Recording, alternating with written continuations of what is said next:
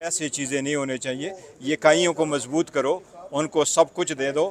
پہلے بھی جب ان کے ترامیم پہلی مرتبہ ہمارے پاس آئیں اس میں 56 آرٹیکلس میں امینڈمنٹ کرنا چاہ رہے تھے, اور اس 56 آرٹیکل میں 31 فیڈرل کانسٹیٹیوشنل کورٹ سے ریلیٹڈ تھیں.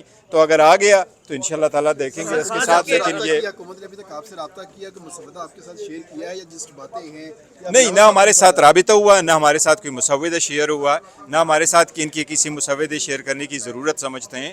جب ان کا آ گیا ادھر پارلیمنٹ میں انشاءاللہ تعالیٰ پہلے اپنا رسپانس دیں گے. سینیٹر علی ظفر صاحب نے کہا کہ قائمہ کمیٹیوں میں معاملہ لے کے آنا چاہیے, ہم ڈسکشن کرنا چاہتے ہیں اس کے اوپر, لیکن پی ٹی آئی کہہ رہی ہے, آپ کہہ رہے ہیں کہ ہم شامل نہیں ہوں گے. دیکھیں جی, ہمارے خان صاحب کے فیصلے, اور خان صاحب نے ہمیں کیا, اور ہم نے خان صاحب کے انسٹرکشنز پہ کمیٹیوں سے استعفے دے چکے. ان کمیٹیوں میں ہم واپس نہیں جا رہے. جو بھی کوئی ہم نے بات کرنی تو آپ کے سامنے انشاءاللہ آپ کے ساتھ ڈسکشن کر لیں گے. دیکھیں بات دراصل یہ ہے کہ آئینی ترامیم ایسی نہیں ہوا کرتی.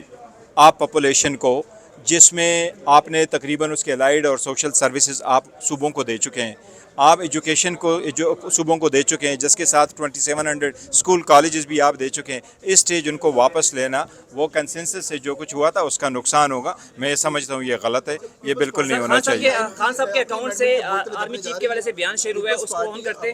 پیپلز پارٹی اپنی ہی امینڈمنٹ کے بوجھ تلے دبنے جا رہی ہے, جو 18ویں ترمیم کی تھی اس کو رول بیک لیتے رہے. نہیں, دیکھو میں آپ کو یہ کہہ رہا ہوں, یہ ان کی جو ہے نا گیو اینڈ ٹیک والی باتیں ہوتی ہیں. لاسٹ ٹائم ان کی ترامیم کیا تھی, ان کا پہلا اور سیکنڈ تھرڈ ورژن آیا, پھر اسمبلی میں انہوں نے پریزنٹ کر لیا. سب سے پہلے ان کی 56 ترامیم تھی, اس میں 50 پہ آ گئی. فائنلی یہ 25 آرٹیکل پہ آ گئے. 25 آرٹیکل میں ایک پیپلز پارٹی کی تھی, 6 جے یو آئی کی تھی, اور 18 حکومت کی تھی. 18 میں سے 4 آرٹیکل ڈسپیوٹڈ تھے, باقی میں کوئی ایشو نہیں تھا. فار انسٹنس اس میں یہ لکھا تھا کہ ایڈوائزر بھی اسمبلی میں بیٹھے, نو بگ ڈیل. اس میں یہ بھی لکھا ہوا تھا کہ اگر گورنر ووٹ نہ لیں تو کوئی اور بندہ نامنیٹ ہو, نو بگ ڈیل. جو 4 ریلیٹڈ تھی جس پہ ڈسپیوٹ تھا وہ عدلیہ ریلیٹڈ تھے. اس لیے یہ بڑا بنائیں گے, آئیں گے وہ 2 چیزوں پہ جن کو ان کا آپ کو پتہ ہے کہ وہ where the buck stops, you know that. Sir army chief کے حوالے سے ایک بیان آیا ہے خان صاحب کے سوشل میڈیا اکاؤنٹ سے, اس پہ آپ کو میں نے دیکھا نہیں ہے, میں نے دیکھا نہیں, آپ کو بتا دوں, میں نے پڑھا نہیں ہے, پڑھ لوں گا تو پھر بتا دوں گا. کرنے کے لیے ٹیمپریچر کول ڈاؤن کرنے کے لیے کوئی باتیں آج کل ہو رہی ہیں, آپ کے پاس تجویز ہے کیسے ٹیمپریچر؟ خان صاحب نے کل میسج دیا ہے کہ جی یہ اختیار اچکزئی صاحب کے پاس ہے, علامہ ناجر ناصر صاحب کے پاس ہے.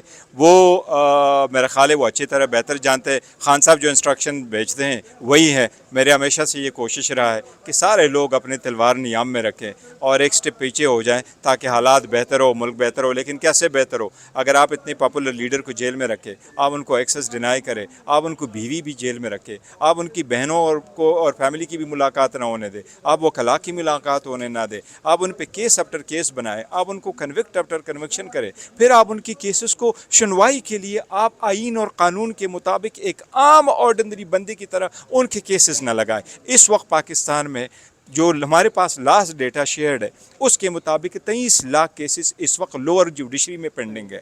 ان میں سے 8,14,000 کیسز وہ کرمنل ہیں, اور پنجاب میں 2,70,000 کیسز ہیں. ہماری ریکویسٹ اتنی ہے کہ خان کی کیسز کو ایسا ڈیل کرے جس طرح 2,70,000 کیسز آپ کرتے ہیں, باوجود اس کے کہ وہ بڑے لیڈر ہے اور وفا سابق وزیر اعظم ہے. اس میں کیسے ٹیمپریچر کول ڈاؤن ہوگا؟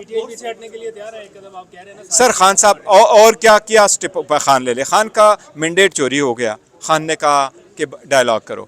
خان کے لوگوں پہ گولی چلائی گئی, خان صاحب نے کہا ہاں ڈائلاگ کرو. پاکستان کی باری آئی, میں آپ نے دیکھا ہم دشمن کے خلاف سیسا پھیلائی ہوئی دیوار کی طرح ہم کھڑے ہو گئے. ہم نے ہر قسم کی قربانی دی, اب ہم اور کیا کریں؟ بتائیے گا کیا